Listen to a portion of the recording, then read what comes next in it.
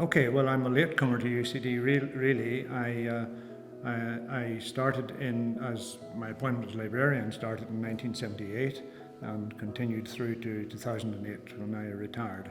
But before that, I was deputy librarian at Trinity College Dublin, and before that, I started my library career in Queen's University in Belfast. I suppose in a way, a librarian is always interested in a library because he works in one, he or she work in one. And in fact, in all the libraries I've worked in, there have been new buildings going on one way or another. In Queen's, there was an enormous 13-storey tower designed by Jack Mackay. It's subsequently been reduced in size and the library has vacated it. But it didn't really work very well, and I found myself thinking, now why does this not work quite so well? And that really was what, right at the very beginning, got me interested in buildings. But I wasn't really able to do anything with that in my job until I came to Trinity, where looking after the buildings was part of my brief.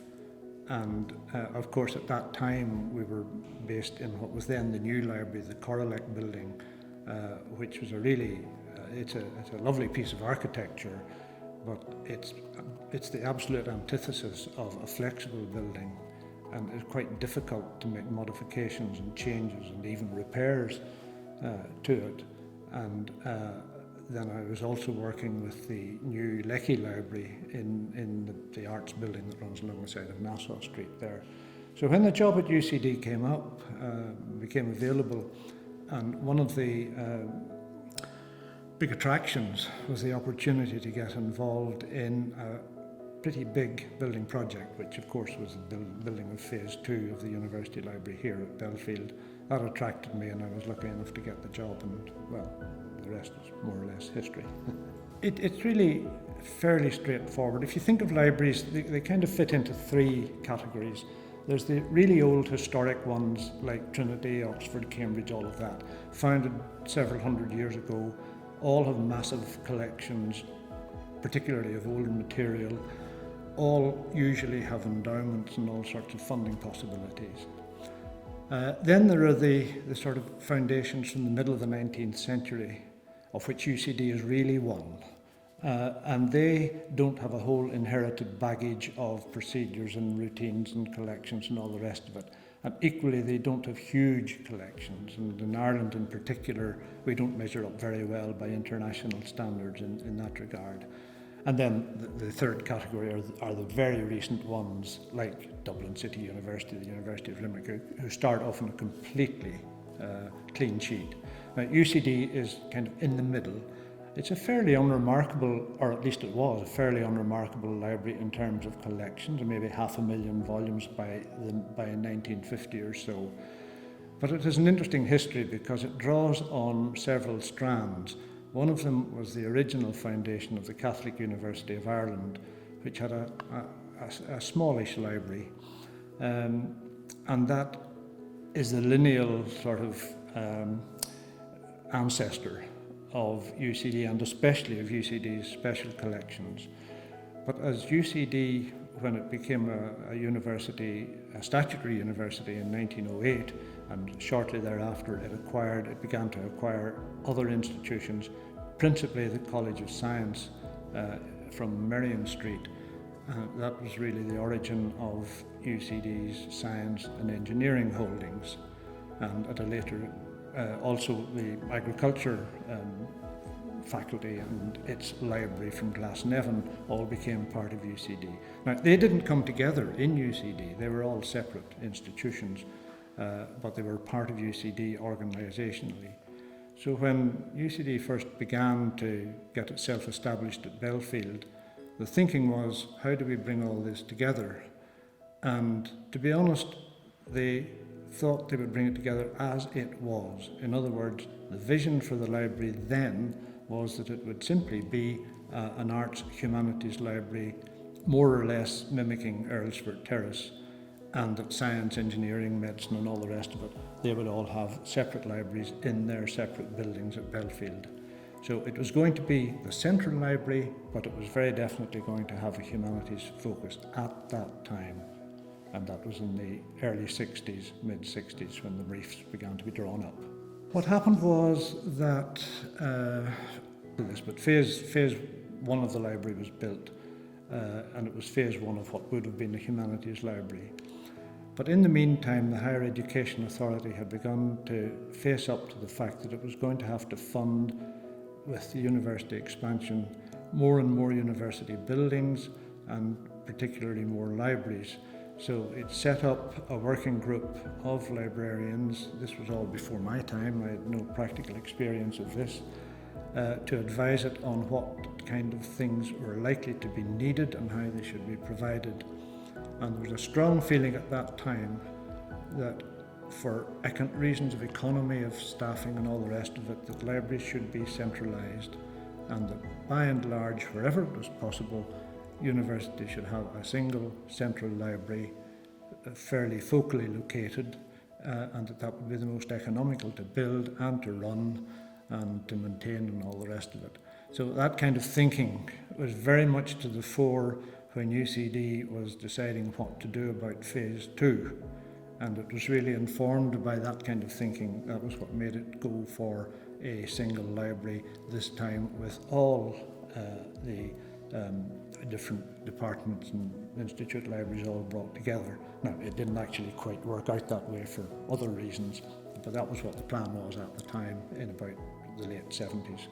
Yeah, the Edinburgh influence is really, I hadn't appreciated it myself until fairly recently.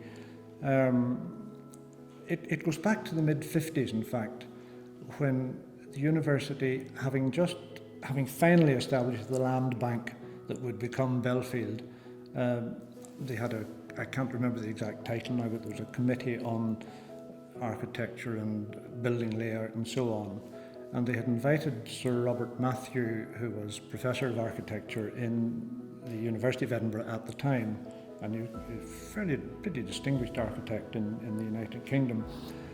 He was invited to be on that group, and he in fact produced a layout for the campus which placed the library pretty much at the centre, between the arts building, a group of buildings which might have been arts, and another group which were probably going to be science. Whether that was symbolic or severely practical, I like to think it was a bit of both. But I think that's the origin of how the library came to be roughly where it is. Now, the thing about this is that Robert Matthew and Basil Spence worked quite closely together in the development of the redevelopment of an area of Edinburgh called George's Square. And that's the area where the University of Edinburgh has a lot of buildings, including its library. So there can be no doubt that Spence knew what was going on in Dublin, and in any case, Robert Matthew also turns up again as a member of the Board of Assessors for the campus plan and as a member of the Board of Assessors for the library plan. So he couldn't obviously put in a bid for the commission for either of those, but he certainly was in a position to spread the word around that there were these opportunities going in Dublin.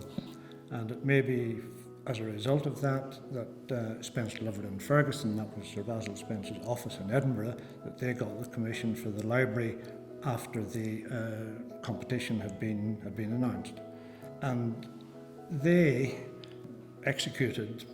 designed and executed phase one, and in a later iteration of the firm, this time with the partner Andrew Mirrlees, executed phase two and kept in touch really right up until 2000. So for when there was another feasibility study for a possible extension, which never actually came to anything. So there's been an Edinburgh contact one way or another right through that in terms of architecture and in terms of library as well, because it was conventional in the 60s, because not very many librarians actually had experience of architects and building or design teams and all that kind of thing, to appoint a consultant that is usually a librarian who had previous experience of this and knew what was going on, or knew how to handle architects, if I may say so. So UCD appointed the librarian of the University of Edinburgh, a man called Fivefoot, to do that, Dick Fivefoot. and he was our library consultant for phase one. We didn't have one for phase two, but for phase one he was the consultant. So there was a lot of connections with Edinburgh, and it's actually a surprise to me that the libraries don't resemble each other more than they do. There are some small resemblances, but not very many really. In Fivefoot's case, it's very, very strong, the influence. Fivefoot was a very big disciple of a man called Keyes Metcalf, an American librarian and library consultant and library planner, who pretty much wrote the Bible for library planning in America, but it was also taken up in the United Kingdom and in Ireland as well. And his theories were based on the notion of modular planning, where in order to make themselves as flexible as possible, libraries should be built without or with an absolute minimum of load-bearing walls. So they would use modular construction based on column structure, load-bearing columns, and any four of these constituted a rectangle, and then you could replicate these rectangles and modify what was in them as much as you wanted to. That was the theory at any rate. And Fivefoot ensured, and in fact he insisted, that a description of this be included in the design competition, so that competitors could be absolutely aware that it wasn't mandatory, but it was something that they ought really to think very carefully about. And that came through in the planning for the library. It had already been adopted for Fivefoot's own library, and of course Spence, Glover and Ferguson were the architects for that one too, in Edinburgh, so they had experience of this and they brought it into play in UCD, which is how UCD Library was designed, and the flexibility is a big plus factor there over the years. As far as similarities are concerned, I think they're utterly different. I mean, Edinburgh University Library is a kind of a box, basically, a great big one, but it's still a box shape. UCD is two boxes, one flat one, wide flat one, and one tall, thin one in behind. But there are some similarities, a very strong horizontal emphasis in UCD Library's case. It's emphasised with those window louvers which were used to counteract solar gain on the southern, eastern and western sides. And there's also, but you need to be pretty sharp to notice it, there's a two-storey stairwell, main staircase, just inside the entrance to UCD Library. We used to call it the grand staircase, although that's probably pushing it a bit. There's something similar in Edinburgh, and that's basically where the similarities begin and end. But the modular plan, the module size is actually different in both buildings, but the actual, that theoretical approach to planning is the one thing that links the two, and Fivefoot was very largely responsible for that. The location on the campus, I personally think it couldn't be bettered. The site was actually predetermined by André Weichert in his plan for the campus, and was a little bit constrained. I think he put height constraints in as well, at least for the front of the building. I know he did, which is why it's fairly low there. But apart from the site, he really let Spence's play around with it as much as they wanted to. Although Weichert could actually lay down the law when he wanted to. Spence, Glover and Ferguson wanted, to have that building clad in sandstone at one point, and he and Weichert said, no, it's got to be pale white. I want pale white in these buildings because that's the best contrast with the green of the green suburban landscape in which it's put. So they had to go for that in the end. So, Weichert wasn't just concerned with the layout. He took a keen interest in what are the other things that were going on. The location in the campus, I really think that's the strong point. Actually, I'll tell you now what I think the two strong points of the library are. One of them is the location in the campus. The other one is the flexibility of the building. And just to say a little bit more about the location. I thought it was absolute genius on Hardy Glover's part to bring the front of the building forward so that it overlapped with and kind of enclosed the linear walkway through the campus. So you get these two double column heights with the linear pathway going through that, and I thought that was just terrific. And it leaves the library door and the main entrance to the library just off that. Librarians like their libraries to be used, so they like them to be placed in a location where everybody can get to them fairly quickly, and in the original campus design that would have been possible. Of course it didn't quite work out like that. For a start, as you know, the building had to be constructed in 2 phases. Before that got underway, the pressure for space was so great that the whole understory of the Phase 1 building, which was 2 open arcaded areas with water pools in each one, and the basins for those are still evident in the buildings that are there at the moment. That all had to be enclosed. It's kind of, you'd like to think that was somebody's good idea, but it wasn't. It was pressure of space. We need space for student services, for the shop, for the post office and all the rest of it, no matter what. And this is where there is space, so let's enclose it. But to be honest, I think architecturally it's a bit of a disaster. From the outside, it melds in very well, but it's quite obviously once you get into those areas, they're very definitely an afterthought. They're wrapped around exit stairwells, which is a problem in its own right.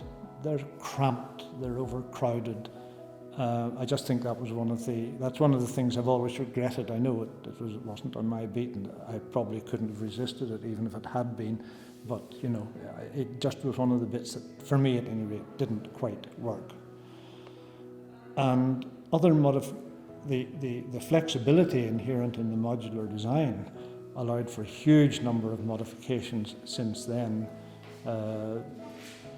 Areas were developed for postgraduate study, special collections area was extended, areas were developed for online computer use whenever that came in the 1980s.